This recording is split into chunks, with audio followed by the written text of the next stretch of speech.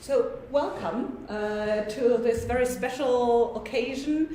So we are very honored and pleased to welcome Dr. Veronika Sladká from Prague, who has come here to celebrate a collaboration with Oxford. So we are pleased also to have Giles Bergel here, who has helped put together this database.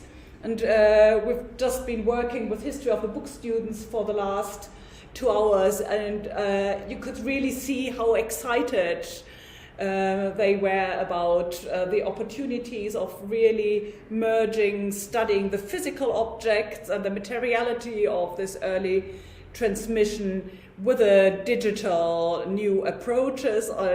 It's wonderful to have a real specialist presenting the database to us. So over to you, Veronika. Thank you.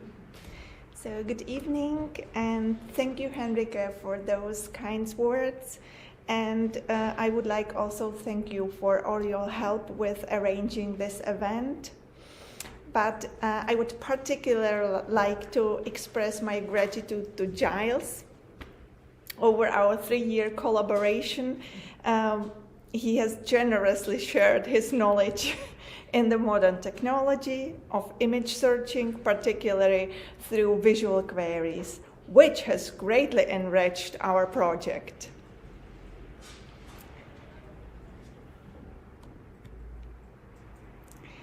In the late 14th century, few places in Europe took as much care in manuscript production as Bohemia. At the heart of this cultural hub was Prague, crafting some of the most valuable manuscripts, perhaps the finest among them, namely Bibles, you can see on the slide.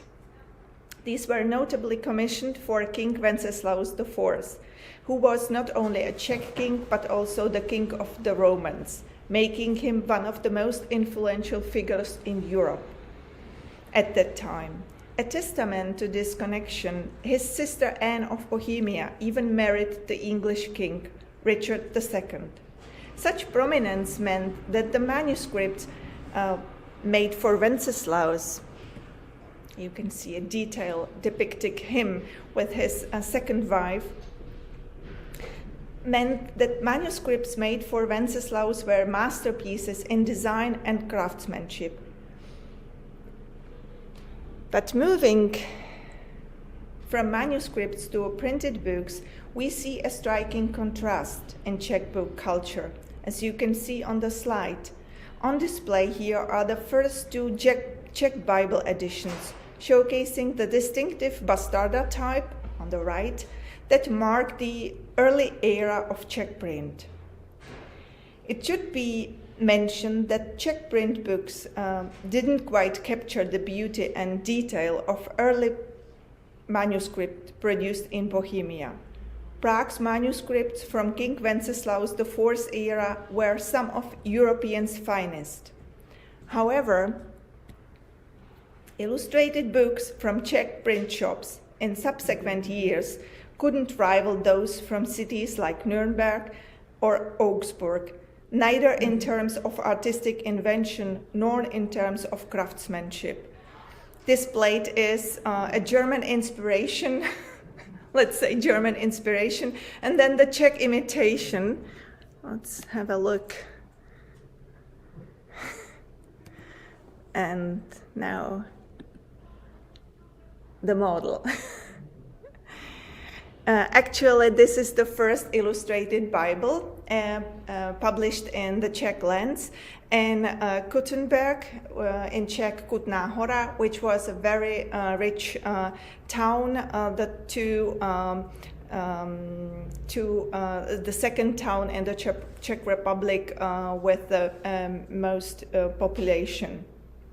I will be speaking about this edition just in a few moments. However, illustrated books from the Czech print shops, I'm sorry, I have lost. You might be asking why this shift? And the answer is obvious. It lies in the religious, political, and cultural changes in the Czech lands during the 15th century. And we will touch this issue soon. While discussing Czech illustrations, it's worth mentioning what happened in the early phase of Bohemian Reformation, termed pre-Reformation. This era, a century prior to Luther's Reformation, witnessed iconoclasm and a strict prohibition on sacred imagery. It was a widely held belief that the Hussite movement distanced the Czech lands from visual media. Yet recent findings by Czech book historians Dr. Peter Voigt tell a different story. It has surprisingly revealed that more than 5,000 printed images circulated in Bohemian books by the mid-16th century, often alongside religious texts. This revelation by Dr. Voigt compels us to question, why did Czech printers invest in illustrated editions during an iconoclastic period? Who was the intended audience?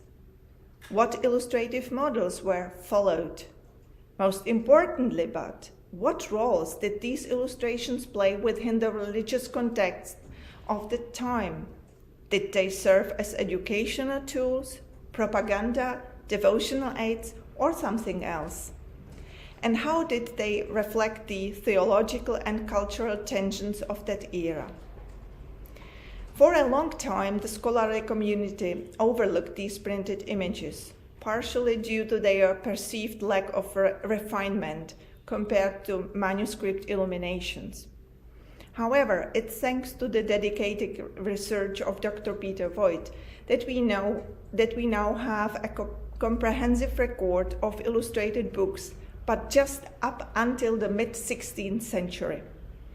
Today, with the aid of digital technologies and expanded digitizations, we are equipped to expand upon this research and also revised Peter Voigt's findings. This lecture and the subsequent database introduction represent a significant step in this ongoing journey. And now it's essential to note that the insights I will present today are largely rooted in traditional research methods, conducted without the benefits of digital tools.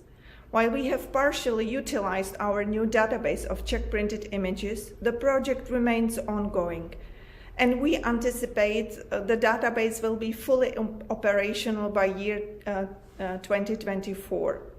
Only then, as we hope, we will be better equipped to answer the questions I have raised here regarding the illustrations of printed books.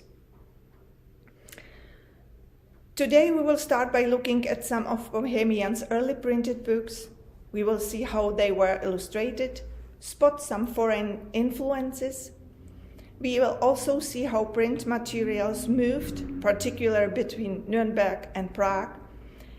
And at the end, I will introduce our new database on Czech printed images. I will also give you a quick demonstration of two features that enable searches either by image or by motif. And then there will be time for your questions, and after that you are welcome to take a look in 3 illustrated books that are right in the very room. So let's step back to 1476, when the printing press finally arrived in the Czech lands and in England. Interestingly, it wasn't outsiders, but locals who led the way. In England, William Caxton, a merchant who learned printing in Germany, was translating and publishing books.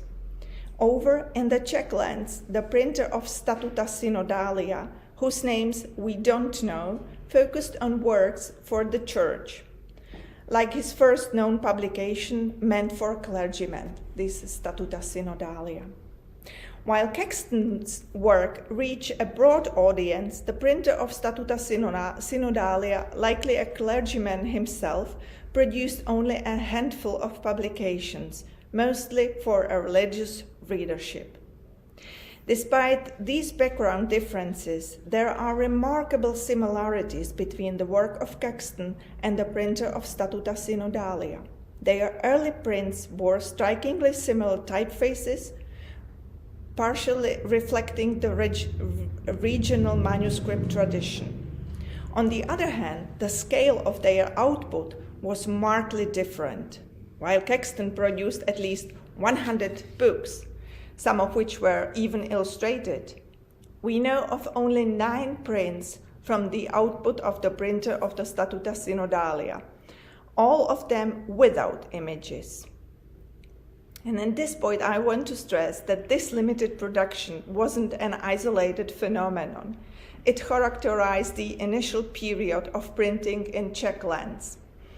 In fact, today we are aware of only 66 printed items published in Bohemia and Moravia up to 1500, so 66 incunabula.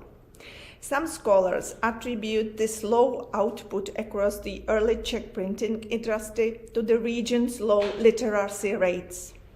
It's estimated that in the 15th century, only 10 to 20% of the urban population in Bohemia was literate, leaving the vast majority unable to read. Given these numbers, you can imagine there wasn't that booming market for printed material. But digging deeper through the Czech lands seemed on the edge of European printing scene, they were actually well connected. Lots of printed books and materials, especially from Germany, made their way here. For instance, Peter Drach from Speer, a printer and bookseller, even sent his and others' books to Czech cities through his Leipzig agent Johann Schmidhofer. And it wasn't just books. Typographic materials such as woodblocks came in too, which we will get in soon. Beyond economic and literacy factors, the religious background in Bohemia was equally complex, as Czech print culture faced other unique challenges. Namely, long before the advent of printing, Bohemia had been in the midst of deep religious and socio-political crisis that led to radical changes in many aspects of religious practices and everyday life. Over the past 6 decades, the region had been consumed by civil wars and fierce religious and socio-political disputes known as the Hussite movement.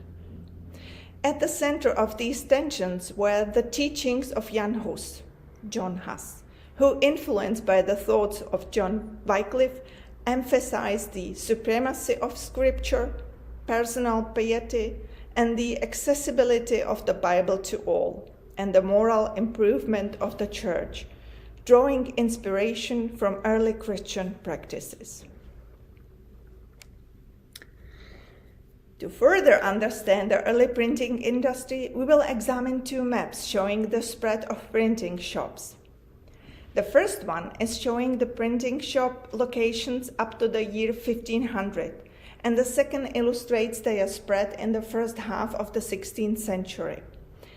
And at the bottom of the slide, there is a chart displaying the entire print production in the Czech lands up to the year 1800. And it should be mentioned that these are 3 print screens made from a website which that connects 2 different branches of the Czech National Retrospective Bibliography, which enables search through the Czech printed production and also visualizing the spread of printing using this map of printed production. And there's also an encyclopedia in Czech written by Dr. Peter Boyd.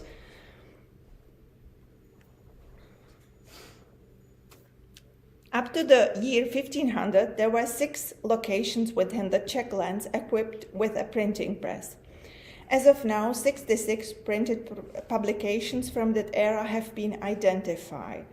In the grand scheme, Czech printed materials constitute a mere 0.2% of Europeans' total production at the time, so not many.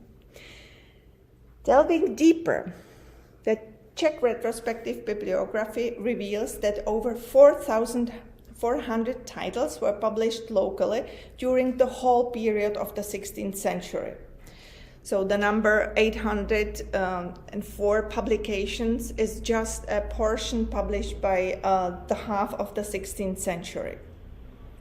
Approximately 15% of these titles were published up to the year 1550, with the remaining 85% printed between 1551 and 1600.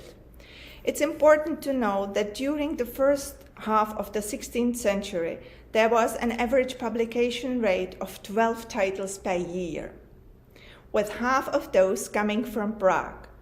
Legal restrictions meant that only utraquist and Catholic literature were permitted for publication. Starting in 1508, any unauthorized production faced stern restrictions, including bans and censorship from both the monarchy and ecclesiastical authorities. So talking about what made Czech printing special, it's important to know that the printers and publishers mainly focused on selling their books to people in the local area, not so much on sending them to other places. Their modest workshop equipment typically resulted in lower typographic quality, making it difficult to compete with the more sophisticated print shops of major European centers. This local focus meant that more than half of their book production were in Czech, just like over in England. What's more, by the 16th century, this trend got even stronger, with 3 out of 4 books printed in Czech. Because of limited printing resources, even fancy books with lots of pictures like cosmographies were printed in Czech with just a humble portion of illustrations, using primarily initials to decorate the pages. So in summary, the local printers were dealing with not many people being able to read, which meant less need for books, and they didn't have much money either. Plus, lots of books were being brought in from other places, so there wasn't a big market left for Czech books. That's why Czech printers made way fewer books than printers in other parts of Europe, like only about 0.5% as many. Reflect on that it's no wonder that they made 7 times fewer books than what was made in the United Kingdom at that time. So having delved in the statistic of the printing industry in the Czech lands, let's now shift our focus to illustrated books. On this timeline, we trace the early print production in Bohemia and Moravia more in detail. Each city and town on the timeline is labeled with its respective number of publications, up to 1500. And the red squares pinpoint the origins of illustrated editions, notably Aesop Fables and the Czech Bible from 1498. We have already seen one picture. To the right of the timeline, you will find the 2 very first book illustrations in Czech printing history, that is from Aesop Fables, printed in Prague by the printer of the Bible in 1488. We don't know the names of the printer, so we use this names such as printer of the Bible or printer of Statuta Synodalia. From the spread of early printing shown on the timeline, let's now examine the design of the books themselves. Back in the 15th and 16th centuries, the books made in the Czech lands were pretty simple and not too fancy. Most of the decoration was just on the first page, with some nice borders and the first letters of a chapter made to look special. And it's interesting that about 1 in 4 Czech books from the 15th only had 1 picture in it. On the slide, there are 3 different editions that have just this 1 picture on the title page. Usually, you would find just 1 picture, in things like prayer books, church treatises, history books, and all sorts of other books, from school books to moral and ethical literature. The printers often put a single picture in practical manuals, broadsheets, and reports about wars, politics, storms, stars, and even laws. In contrast, during the same period, there were only about 200 titles with a series of illustrations, including reprints. Over 60 of these were produced by the mid-16th century. Such cycles of illustrations were commonly found in Bibles, pericopes, certain postyles, hymnals, and quite popular in herbals. Now, we have good records of pictures in books up to the mid-16th century, and these are listed in a new database I will show you later. So for now, let's just talk about the books with pictures from back then. One quite remarkable book is the Herbarium from Nuremberg, written by Czech physician Jan Černý. It's full of over 400 images, all made from 333 different woodcuts, most likely from Nuremberg. Worth mentioning is the fact that they put this whole book together in just 70 days, thanks to Hieronymus Helzel, the printer, and Czech publisher Mikuláš Klaudián working fast. Today, you hardly find one single copy in Germany because most copies went to Bohemia, but it seems that it didn't sell a lot there. After 4 years, roughly 300 copies remained unsold. The absence of records on its selling prices leave us speculating that it may have been too expensive, especially compared to important herbaria from the German Empire or France, possibly deterring potential buyers. Despite this fact, today there are over 20 copies in Czech libraries. And the last thing I would like to point out regarding this herbal is the picture on the right. It shows a page with a woodcut. Other copies do not contain this illustration. It must have been subsequently added by the book's owner.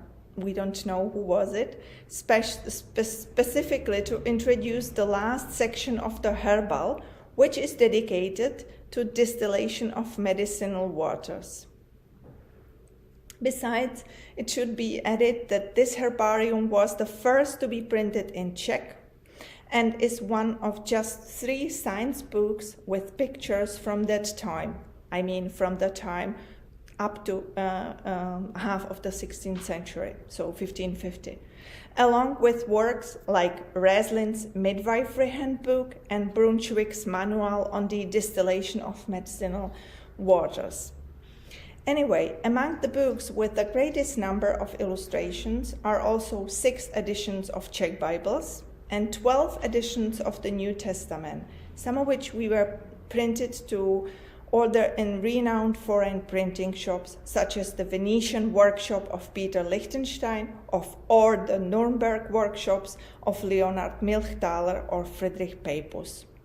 We will discuss some of these in further detail shortly.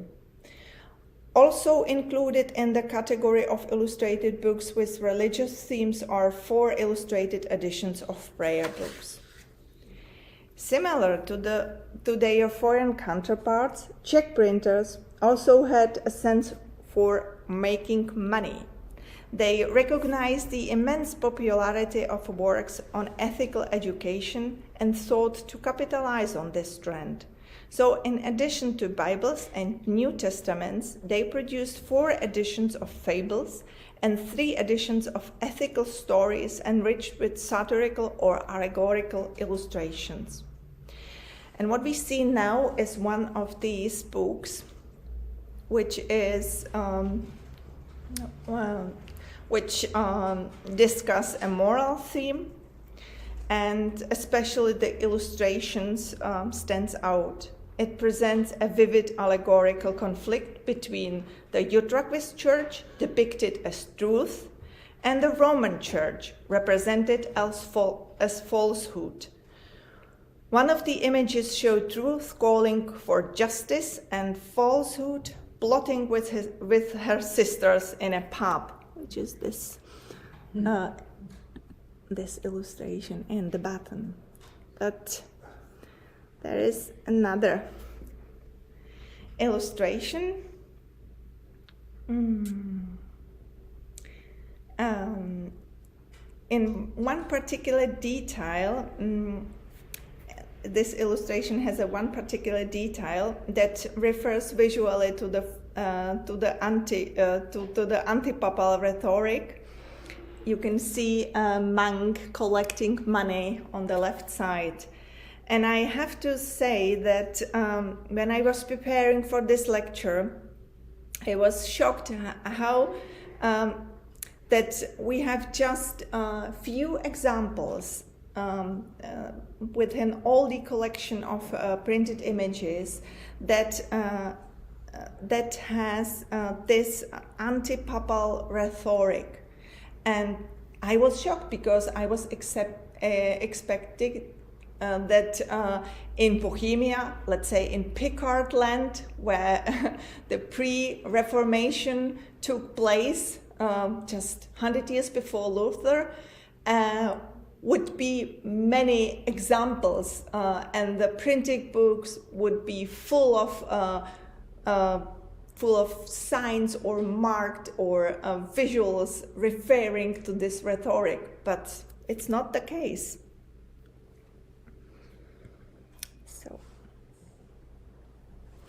Well, these illustrations for the allegorical treatise were made specifically for this work in a Prague workshop.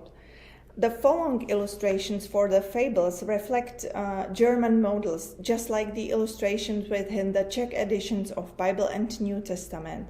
They were usually simpler and less elaborate than the foreign counterparts, as we have seen when we observed the biblical illustrations from the 15th century.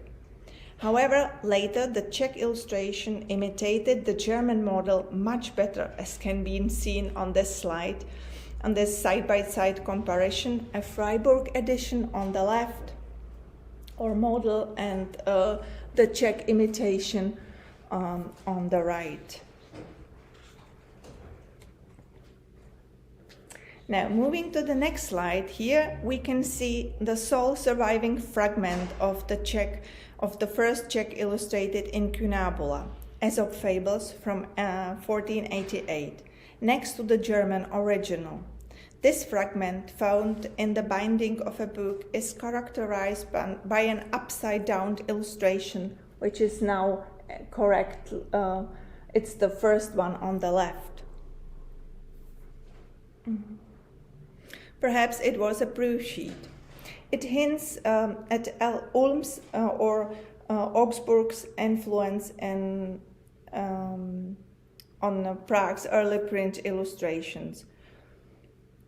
On the contrary, the third illustrations, depicting a man with a staff and a goat, which we assume belonged to this fable cycle, wasn't used by the printer of the Prague Bible not until the year 1505. Now that we have looked at genres featuring illustrations, let's move on to three historical works that were widely read and had a big impact. Firstly, it was the Hungarian Chronicle, printed 1488, followed by Historia Bohemica, written by Pope Pius II, and published in Latin, and later released in Czech in 1510, and finally Václav Hájek Czech Chronicle. We have one copy here on the table, all known for their powerful visual storytelling. The oldest of these, Chronica Hungarorum, an illustrated Latin history of the Hungarian rulers, was printed in Brno, the capital of Moravia, by the German printers Matthias Breinlein and Konrad Stahl, who operated the city's earliest printing press. We can see two examples from this book, namely the arrival of Huns and the king Matthias Corvinus. We know that the chronicle was commissioned by the Bishop of Olomouc, Jan Biskupec, and should have served as part of the propaganda efforts of Matthias Corvinus, the ruler of Hungary and Bohemia, within the Czech lands. Prineline sourced almost 40 woodblocks depicting Hungarian kings from Erhard Ratold of Augsburg, a printer he had collaborated with in Venice. Intriguingly, Ratold released a new edition 3 months later with significant improved woodcut quality. It would be interesting to know why he didn't use the same woodblocks that he got back from Prineline. Anyway, alongside this beautifully illustrated incunabula referring to Hungary rules, there is also a Czech counterpart, namely Hayek's Chronicle. It's a fascinating case study in the interplay between authorship, patronage, and print culture. Václav Hayek, an Utraquist turned Catholic priest, was a man whose talents extended beyond the pulpit. As a collector of church rites and a reverend figure in various ecclesiastical roles, Hayek was deeply entrenched in the religious and historical currents of his time. His chronicle, initiated by the urging of the nobility, was a 6-year endeavor that drew from the vast reservoir of state and family archives, especially as the Dean of Karlstein, with access to critical state documents. It's noteworthy to mention that Hayek's Chronicle is not merely a dry account of events. Despite criticism from later historians for its factual inaccuracies, the Chronicle was widely read and frequently reprinted. Author's narrative was accessible, engaging, and crafted to meet the expectation of his noble patrons, who exerted direct influence over its content. It should be also mentioned that the project faced different setbacks, including a fire that delayed its release until 1543. As compelling as the story itself are the chronicle's woodcuts created by local artisans over 2 years that were more known only by their initials, like PS, like Eva and me. The pictures represent a cohesive cycle of 70 woodcuts, from which 147 illustrations were printed. Outstanding is also the uniformity in illustrations. The image distribution dense in the opening pages and sparse toward the end. Perhaps reflects the project's ambitious scope and the practical challenges faced by the artist. We should also mention that the illustrations are divided into 3 main types: the throne scenes, funeral procession, and battle scenes. The throne scenes, often depicting rulers with turbans or crowns, serve to document and signal the transition of power. Then the funeral processions, repeated with frequency, not only illustrate the narrative but also signal the solemnity of royal and noble passings. And battle scenes, through viewer, capture the tumult of the period and punctuate the chronicle's historical episodes. These illustrations, beyond their documentary value, play a significant role within the text. They guided the reader through the chronicle's narrative, marking significant events such as the murdering of the Czech ruler Wenceslav, who later became the patron of the Czech lands. And they guided also with these visual cues and were both informative and evocative. As we discuss this chronicle, I would like to point out that it's actually present in this very room. And I invite you to take a closer look at this remarkable book after the presentation.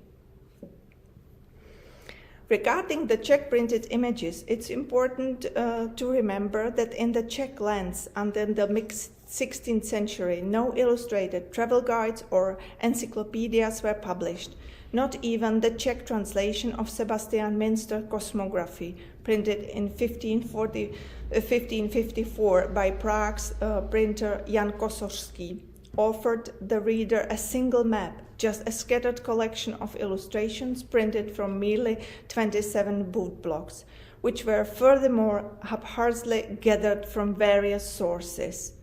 By contrast, the Basel edition of 1550 featured 900 illustrations and nearly 40 maps. Now, moving on from the illustration, let us meet printers who were key to the Czech book culture up to the 1550, especially in creating illustrated books.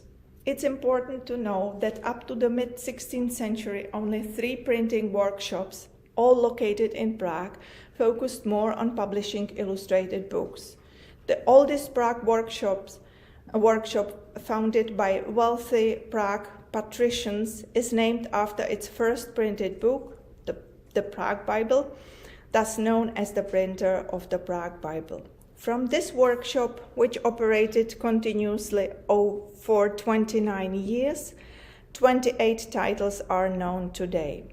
Although the workshop long had only a single typeface, Bastarda, designed according to local manuscript models, it had practically no competition in book illustrations. A full third of its production was illustrated. As for the woodcuts of higher quality and stylistic differences in illustrations among individual editions, it is assumed that the printer either ordered the blocks from abroad or invited wandering cutters from abroad to Prague. This workshop produced not only the first known Czech illustrated incunabula of Aesop fables, which we have already seen. It also created the illustrated Legenda Aurea, which we will discuss further in the context of imitating German models. Additionally, they produced the first illustrated edition of the New Testament. And the same workshop is also responsible for the production of a moralizing work with a very high quality cycle of illustrations, a masterpiece that the Prague printer likely commissioned for artisans in Strasbourg, judging by the style. And you here on the slides are 2 depictions or 2 images from this edition showcased.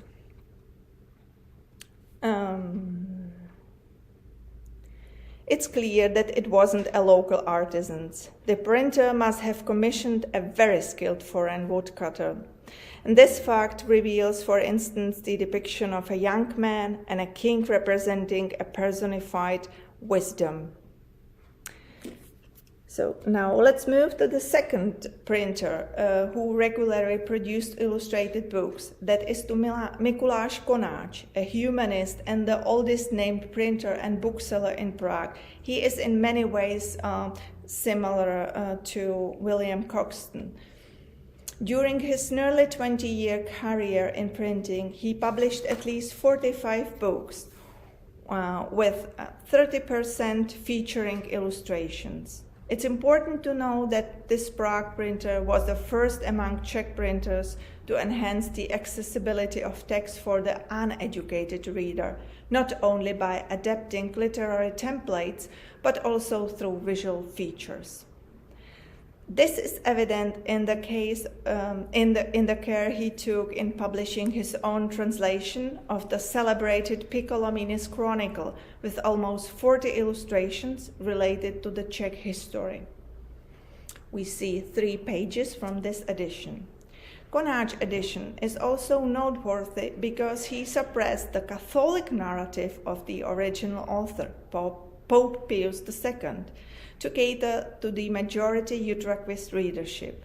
This included, among other things, incorporating illustrations of communion under the both kinds, then the portrayal of Jan Hus' martyrdom, and the victorious campaigns of the Hussite warrior Jan Žižka.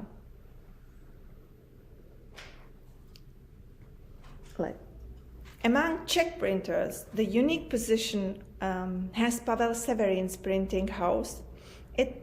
Its significant investment in high-quality illustrative material. This involved commissioning woodblocks from renowned European artists like Erhard Schön or directly from Lukas Kranach's workshop in Wittenberg. But the most remarkable fact of this printer is the fact that his printing press collaborated for the first time in the history of Czech printed business with a collective of at least 3 skilled woodcutters and copyists, such as the monogrammist known as Eva, and talented draftsmen like the artist using the monogram PS.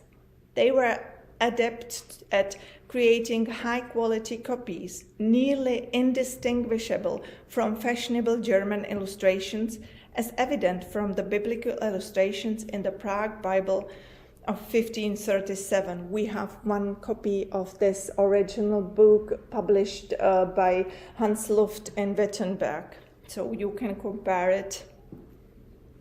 Moreover, the printing house created several extensive woodcut cycles, among others illustrated an allegorical work by the Czech theologian and lawyer Tibor Tovačovský featuring the dispute between truth and falsehood we have already seen. But this printer shop also commissioned original illustrations for the edition of Paolo Jovio's account on the Turkish nation. This is what this slide showcased. Displayed are selected illustrations from these books, which is a testimony of this exceptional craftsmanship commissioned by the Habsburg dynasty. Given that the Czech translation was published for the Habsburg princes Maximilian and Ferdinand for the purpose of their education and practice in Czech language, it was equally equipped with 22 original illustrations.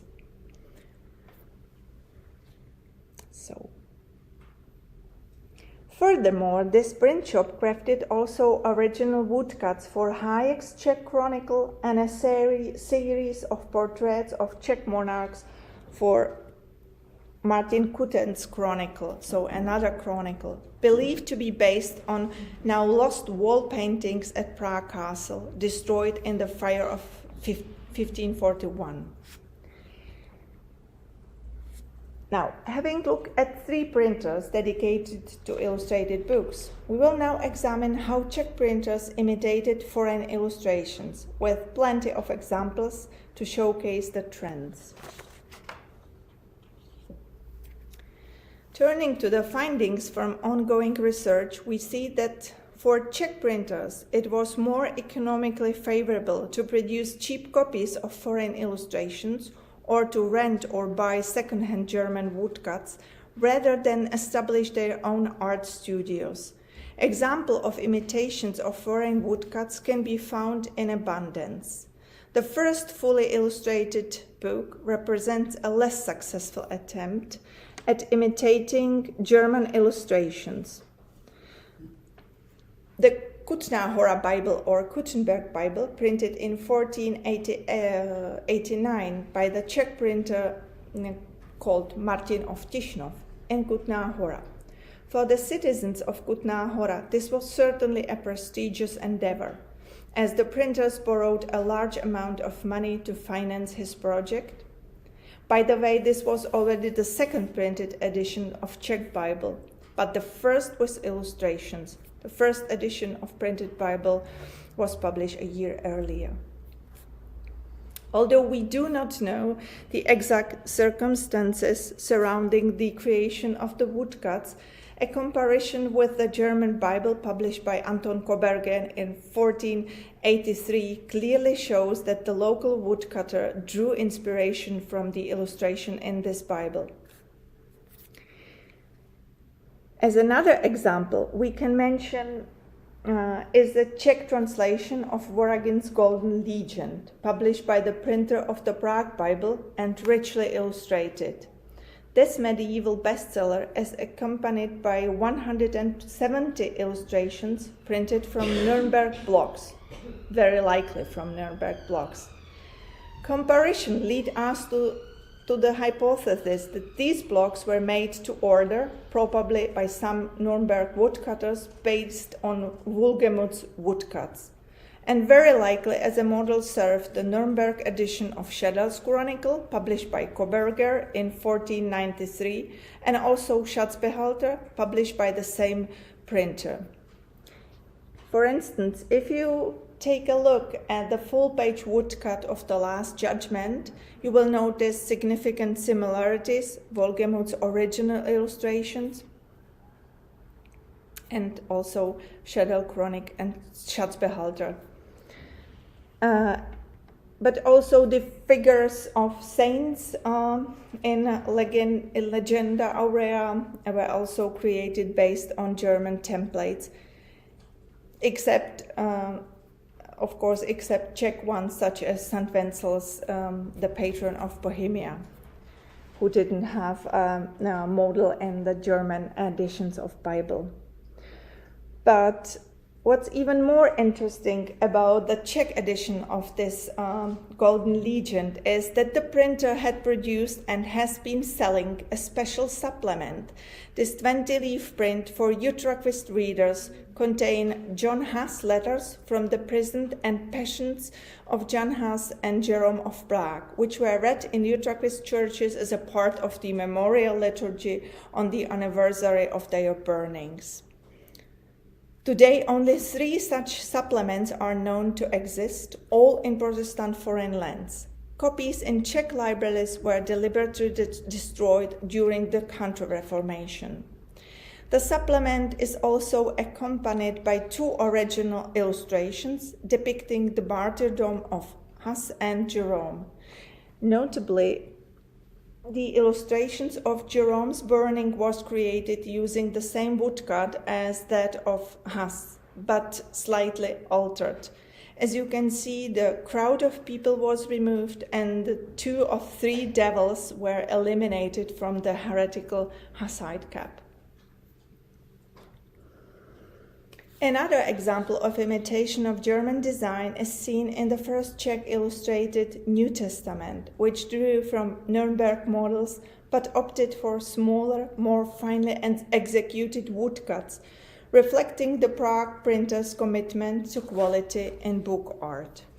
We should note that the Quentel's Bible was a temple for the first Czech illustrated Bible. We have already seen the Gutenberg Bible, and the Apocalypse opening comparison. So we have 3 comparison, the German model, then the Gutenberg, very simple imitation, and the last one, the same picture or same motif in the illustrated edition of the Czech New Testament.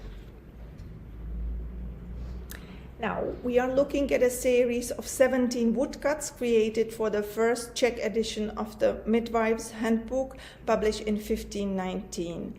These illustrations were mirror image copies of the original found in Strasbourg edition by Martin Flach from 1513.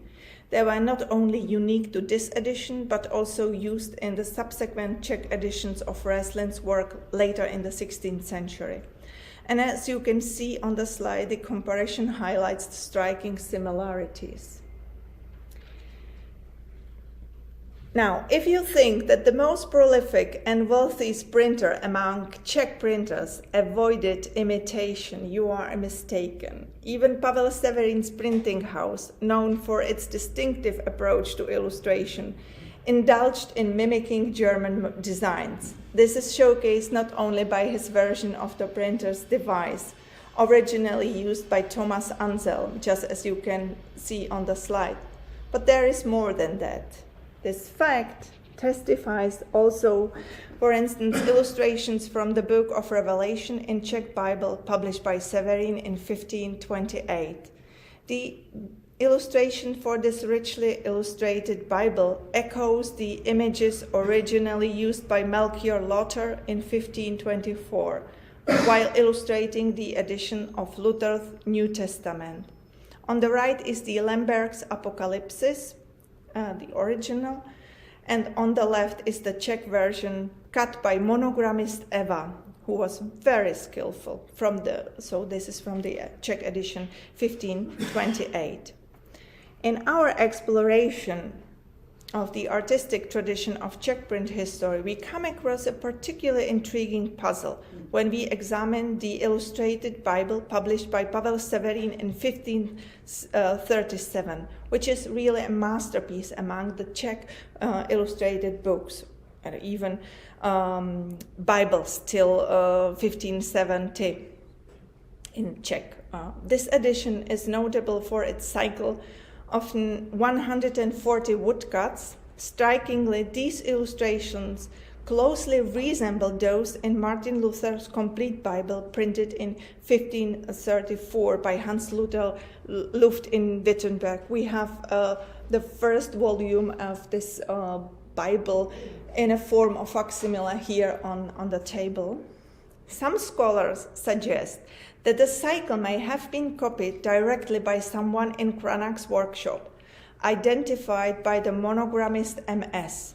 However, the definitive origin of these woodcuts, whether they were original from Cranach's workshop used in Luther Bible or skillful copies, remains to be determined.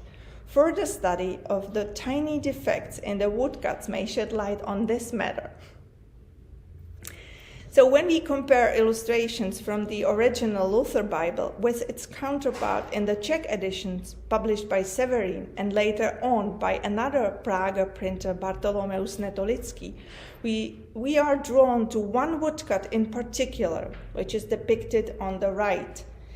It originally depicted a beast wearing the papal cap, a pointed commentary from the Reformation narrative created in Wittenberg. However, in the Czech context, this element was deemed inappropriate and was subsequently altered twice. The papal cap was diminished or partially removed from the woodcut, exemplifying how Czech publishers adapted important artworks to the domestic situation. This finding illustrates the comparison. So at the very top is the original depicted from the German Bible, published by Luft in Wittenberg, then followed by the Czech Bible illustration from 1537, and finally there is a picture from the same illustration used by Bartolomeus Netolický in 1549. The printer Netolický was a Catholic, and he served also as the royal printer. Here these alterations were even more extensive. Every trace of Reformation rhetoric was meticulously minimized, reflecting the shifting political landscape after Smalcaldic War and the printer's need to align with the Catholic orthodoxy of the King Ferdinand I. The woodcut that once carried a distinct Reformation message was further modified, erasing nearly all features that could be associated with the Protestant iconography. However, beside imitations, there were another way that German illustrations made their way into the Czech books, namely through the relocation of printers like Hans Beck and Johann Ginter. A rich collection of Nuremberg woodcuts found its way to the Czech lands, introducing German artistic style to the local print culture. Notably, Johann Ginter's move to Moravia brought a series of exquisite woodcuts, including Erhard Schön's woodcut of Joshua, a legacy from his predecessor Leonhard Milchthaler. This infusion of German craftsmanship was furthered by Nuremberg printers who produced Czech text, among them Hieronymus Helzel, Friedrich Papus, the Guldemunds, or Leonhard Milchthaler. Milchthaler's Bible, for instance, featured artwork from distinguished German figures like Leonhard Schäuflein, and Sebald Beham, integrating German visual elements into the Czech religious literature. And what do you see? The three pictures on the right side are all from this very richly illustrated Czech Bible printed in Nuremberg 1540 by Leonhard Milchthaler. Let me conclude our journey through the world of Czech printed images with a specific characteristic of Czech printed industry, which in fact was a very pragmatic approach to resource utilization, particularly evident in the acquisition of second-hand woodcuts from prominent centers like Nuremberg. These woodcuts, although often worn, were repeatedly used due to the limited financial resources available for new typographic materials. Their extent use throughout the 16th century and beyond is a testament to printers' ability to maximize the value of available resources. But what's intriguing, we see this practice vividly exemplified in a broadsheet from the year 1875, adorned with illustrations made by Erhard Schön. Originally crafted for a different era, these illustrations were repurposed for country folk, demonstrating both the longevity and the resourcefulness of the Czech printed tradition. Even more intriguing case is found with Aesop's fables woodcuts, used with the same printers family today in Slovakia, in Skalice.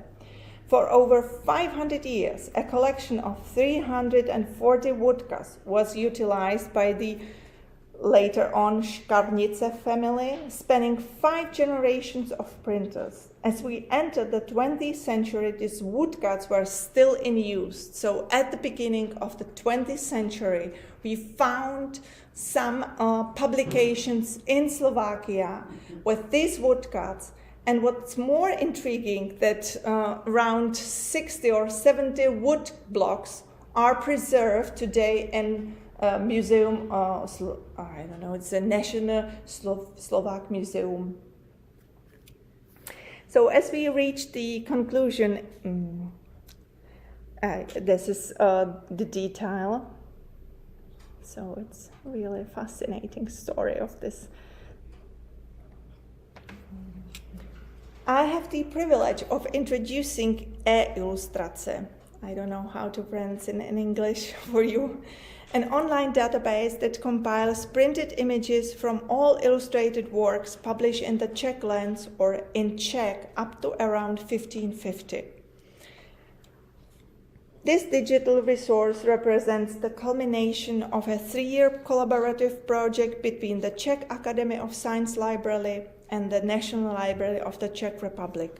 For the development of the database was responsible Incool Company, but we have also 2 collaborative technology contributors, Visual Geometry Group and Icon Class, with significant contributions from colleagues such as Giles Bergel and Abhishek Duda from BGG, and Hans Brandhorst and Etienne Posthumus from Icon Class. Now,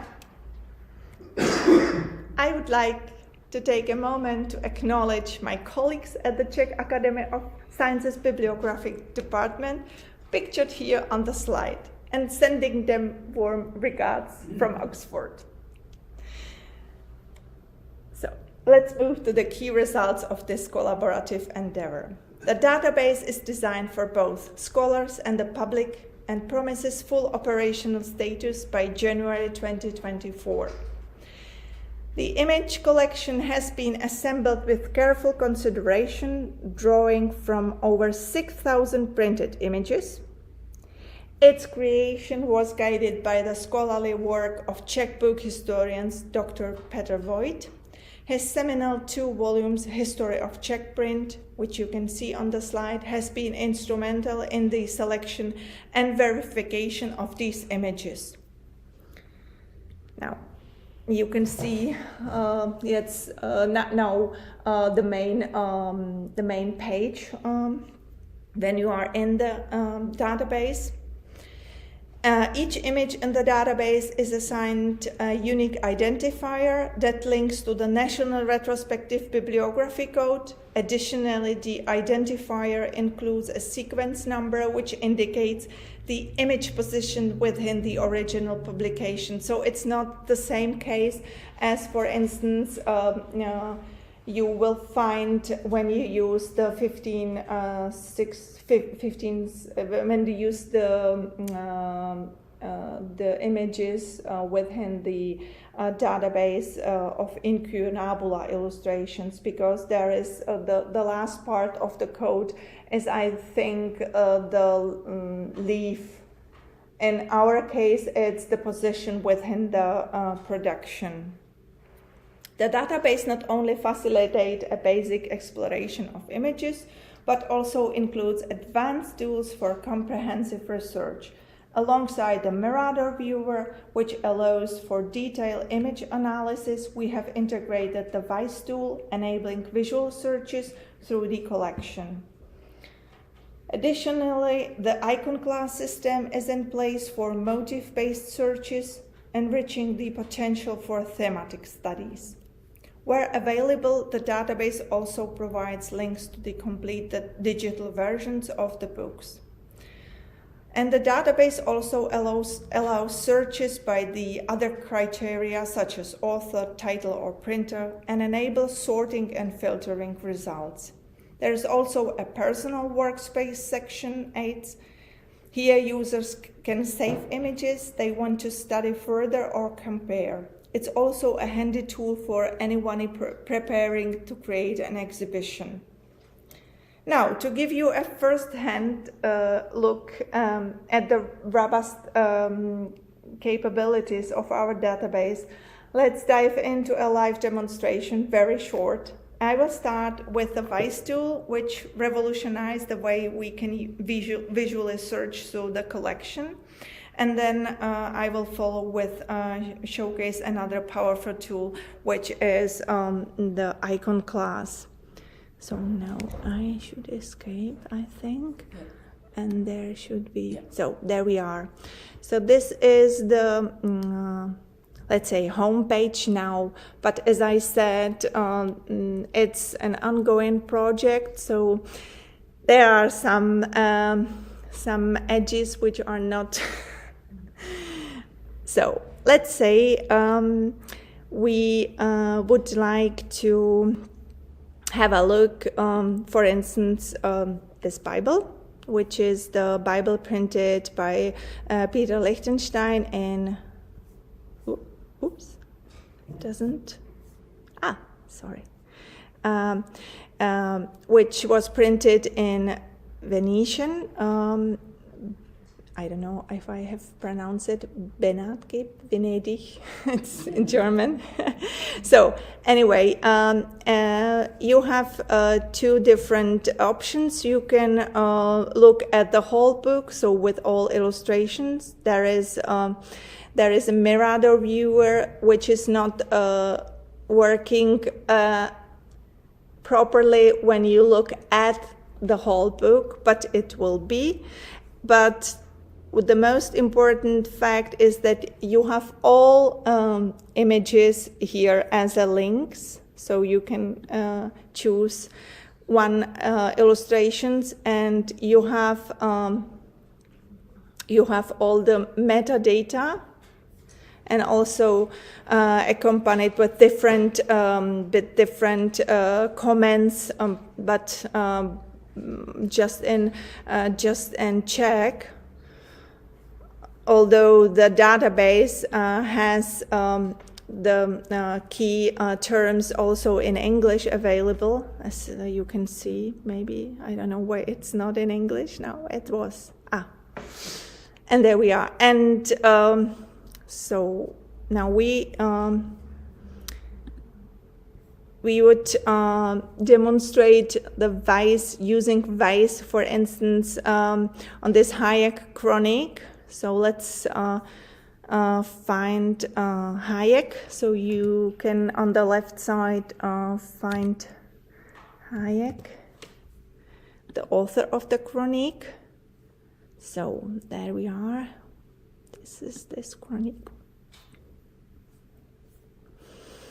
And I know that there are many wood blocks which were many times used within the editions.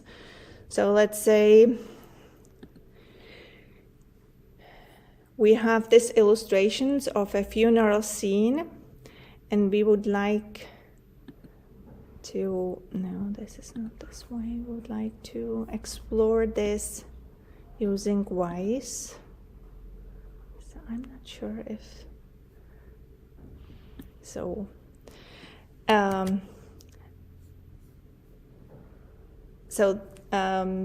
Wise, this tab would be searchable in the future, also using different criteria. I think now we have the only options, and this is using the title of the illustrations. So I have put the Czech name of the illustration, and when you click on the image, you can read the bibliographical metadata, just very basic, which is place of publishing, the printer, and the year of publishing. And when we choose, for instance, this picture, we can see the unique identifier in the very top on the right side, and we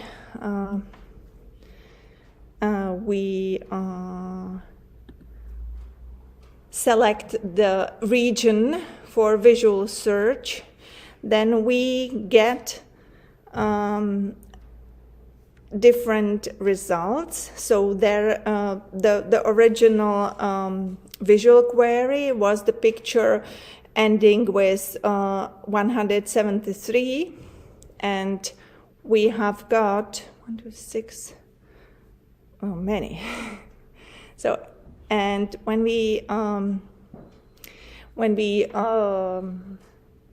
hover over the mouse, so you can see the different unique identifiers which link to different impressions of the same wood block used within this edition. And there will be there is a comparison mode which was beautifully demonstrated by Jill. So, and there is also I don't know, the view of the compared regions, and you can adjust, I think, how quickly it moved from one to another picture. So there will be also the chance to upload your own image. We have tested it yesterday, but with bad results. So sorry, I can't demonstrate this. But anyway, we can go back, and I would like to show the second tool, which is icon class. I'm very grateful that I have this idea to accompany our set of images, which is today roughly 7,000, with this metadata regarding content, which is icon class, because it not just enabled to search within our database with unique notations regarding to iconography, but when you have access to archives, which is an online platform collecting different materials which was classified with icon class. So you can compare your images from, for instance, from the Czech lands with the different images which have the same icon class identifier. So it's a powerful tool to trace motifs across Europe or across ages. So as you can see, there is also a link to the icon class direct. I don't know if you have ever seen this icon class, but probably yes. And so, so as we wrap up today, it's clear that we have only touched upon the rich tapestry of printed images in Bohemia. While we couldn't delve into every detail, my intention was to provide an initial glimpse, an attempt, if you will, to open the door to the intricate world of Czech illustrations.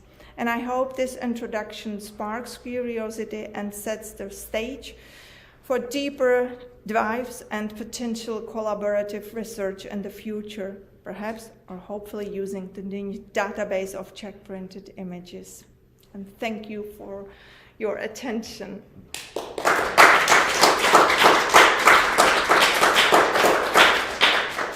Fascinating, many thanks, so much to explore. I'll definitely get my history of the book students to delve into that and compare.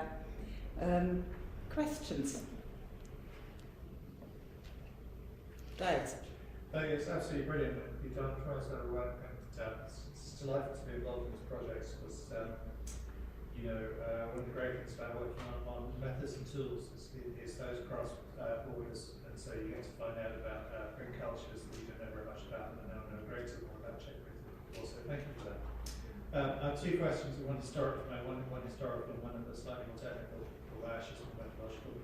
Historically, I was very pleased to see a broadsheet towards the end of your presentation. So I was wondering about the importance of broadsheets in early Czech printing.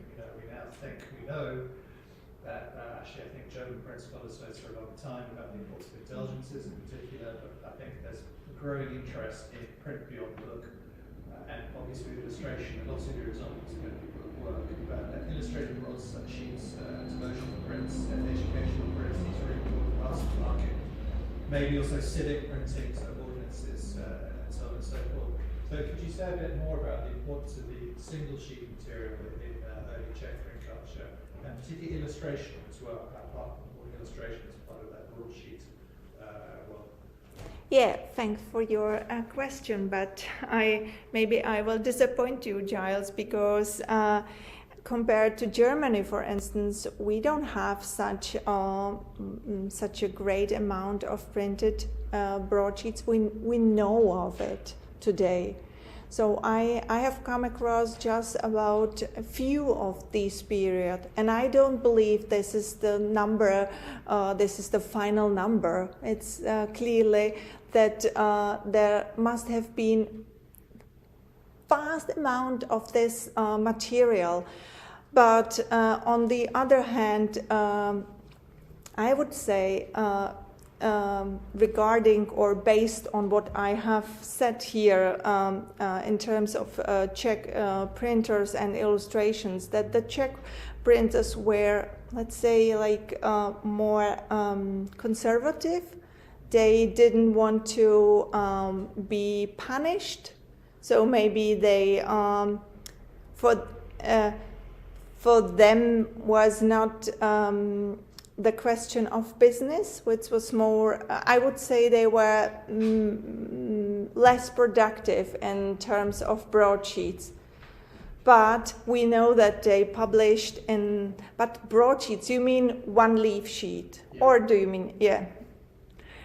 But I think it is a field of study which is not properly researched, to be honest. our book history study, as I know, and Peter Voigt often mentioned here is my supervisor, so was concentrated and is still concentrated on books, like proper books, starting with booklets and ending with this large books such as Bibles. So this is what we are still lacking. We don't have we haven't researched this type of publications properly, I would say. And the problem could be that I think partly this type of printed materials is not located in libraries. So it could be in archives. Yes. So it's very hard to find them. You have to go there and use their catalogs or this listed of archival materials. This is the problem because they are not held in libraries, or maybe at least part of this.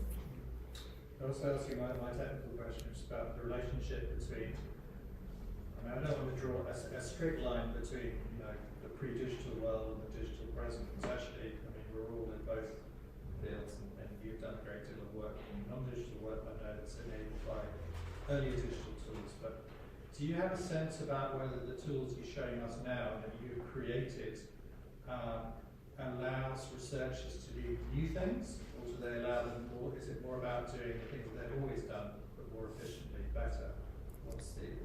What's new and what's just better for it? Or maybe something not. So I'm sure that this tools would open a new field of study. We could ask different questions. What I have presented was primarily focused on transfer of material between printers or between different regions, but we don't have research, for instance, transfer of motifs during the regions and alterations of motifs. I'm not speaking of wood blocks that were altered somehow, but and I think when we would be able to expand our focus on the later period, let's say the second half of the 16th century, maybe 17th, 18th century, we can then find some patterns in Czech book culture, which we now don't see. So I think this is one of benefit, I think. And it's very playful, I must say. I love it. Yeah, my question is related in some ways. Actually, this isn't a period I know at all well in Bohemian history, but perhaps actually we don't know this period very well in Bohemian history anyway. And I was fascinated what my take from one of the things was the potential in studying this history of these images in this period to reveal a bit more about, or some of the things you touched on were kind of about economic life. You mentioned also questions around language and faith, the different languages, also social history, particularly midwifery, they struck me. So I just wondered what you felt that sort of broader potential beyond book history and so on was for this particular sort of work to bring to life, I suppose, these broader questions of what actually society was like in Bohemia in the 16th century. I hope so, because I'm sure, if I understand your question correctly, I think that these material, especially printed images,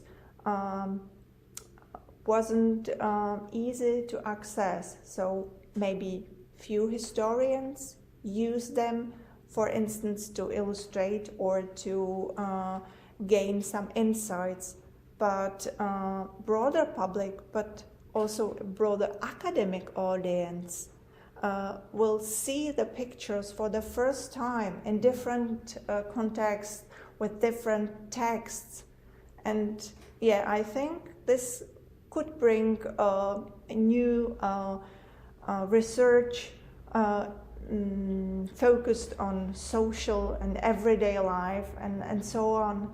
And this is another field of study which hasn't been properly researched and using, because if you look at manuscripts, specialists or experts who works with manuscripts, like art historians, they use this because they didn't have or they don't have any other resource how to gain some information. But I think there are just tiny amount of manuscripts. But printed books with this mass production is like a field of study for many years. And I think the better period of Czech printing industry comes with the second half of the 16th century, when Prague became a residence city for Habsburg, and many foreign artisans were located at that or came to Prague and produced beautiful works like paintings. And we haven't so far studied, for instance, the interplay between the paintings and printed images. So, could we have a look at the books that you have put out there? So unfortunately, we don't have the volume. Where is this illustration with the beast? Because this is the first part. But maybe if you like, we can look at some of these illustrations and we can find them in our database, or when we look at the Czech Chronic, you can discover some coats of arms. I think, speaking of patronage, these are coats of arms of a nobleman who supported the publication of this chronicle. And I assume these aristocrats also influence the text. So do you have it in your database? Yes, we have.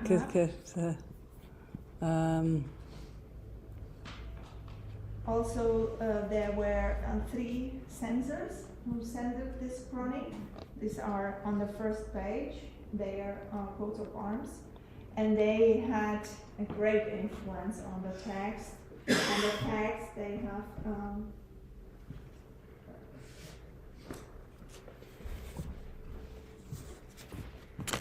and as I said, when Is that the second result? Is that it? yeah, it's that in. So or we can just look at. Brilliant that you've got a list of all the illustrations in the books, and I just wish we had that in our. Okay. Yeah. So go again on this. Yeah, okay, I will do this. No, this is maybe this one. I will do it otherwise. Search. And I will put this. I don't know why this not function. No. Exlibojan this. It doesn't function. There is sometimes a problem, so we should do it by this. I know why this was. It was because, yeah, there we are. And I would like to, it's not possible. There we are. So now we can see first 50 illustrations in this. So I don't know if it's if it has sense to go through, but you can see, because they are now sorted alphabetically by the title, so we can see the same, and you can see also how many times they were repeated, sometimes many times. So, oops.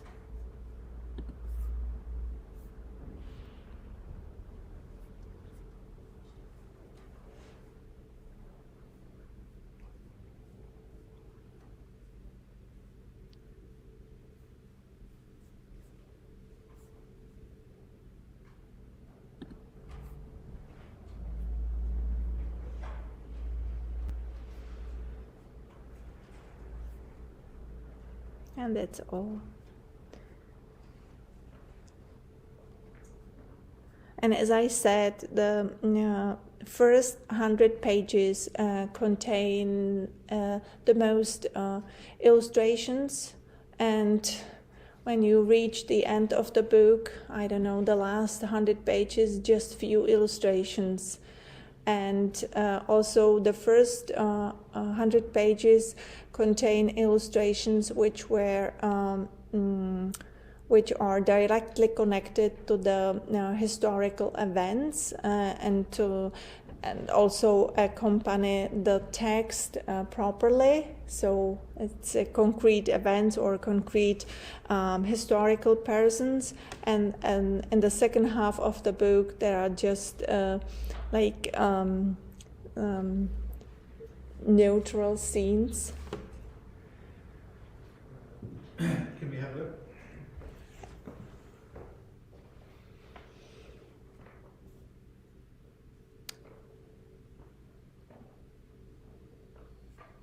So if we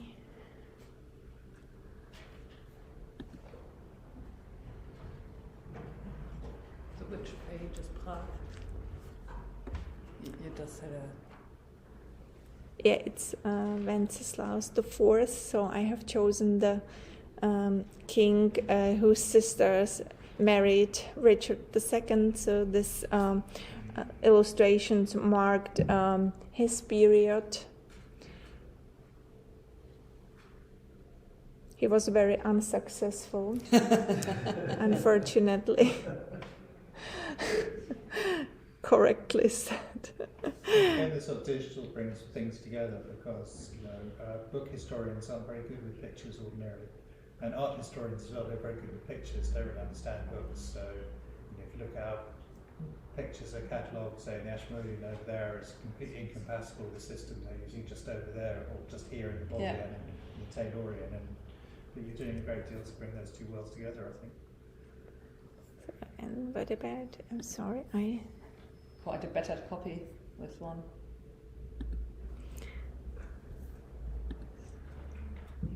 Yeah, and there is a possible to download the image. Yeah.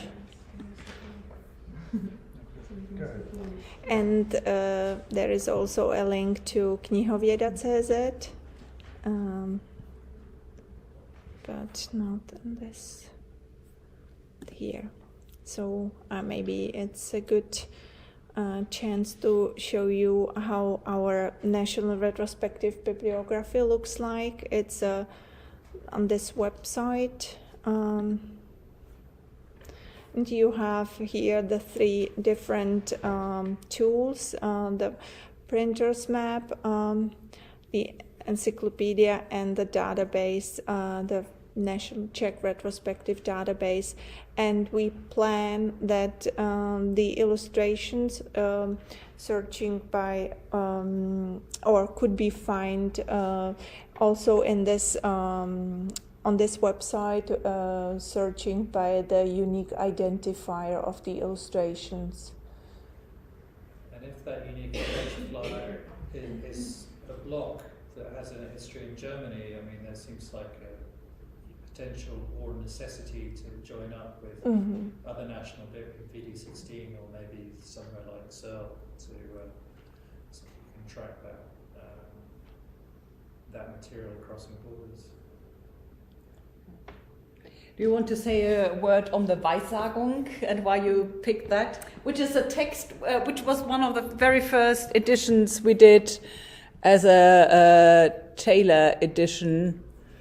Die Weissagung vom Papsttum, violent anti-papist. I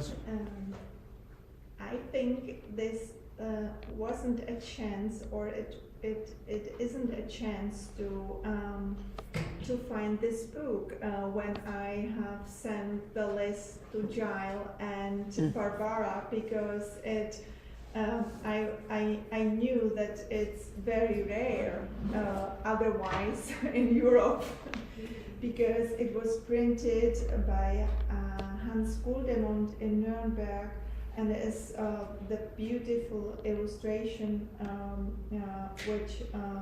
which bear very anti-papal rhetoric accompany a text by Hans Sachs, and they were very controversial, or the treatise was very controversial. So I think the most of the books were destroyed by the magistrates in the late 20s.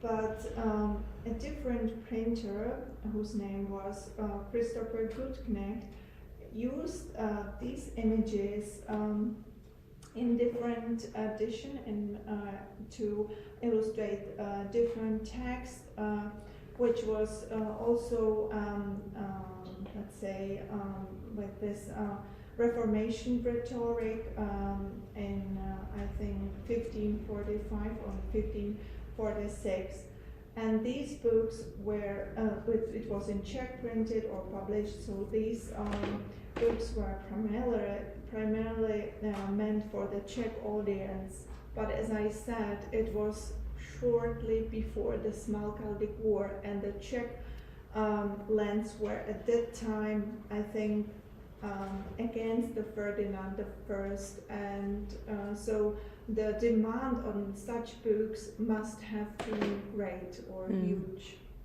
But for reasons I don't know, the Czech printers didn't want to somehow be more active in this type of propaganda.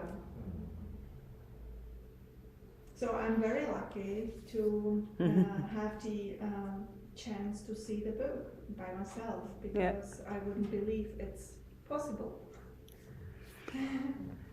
So we tried to publish a Reformation pamphlet a year. So this is down for being done in 2027.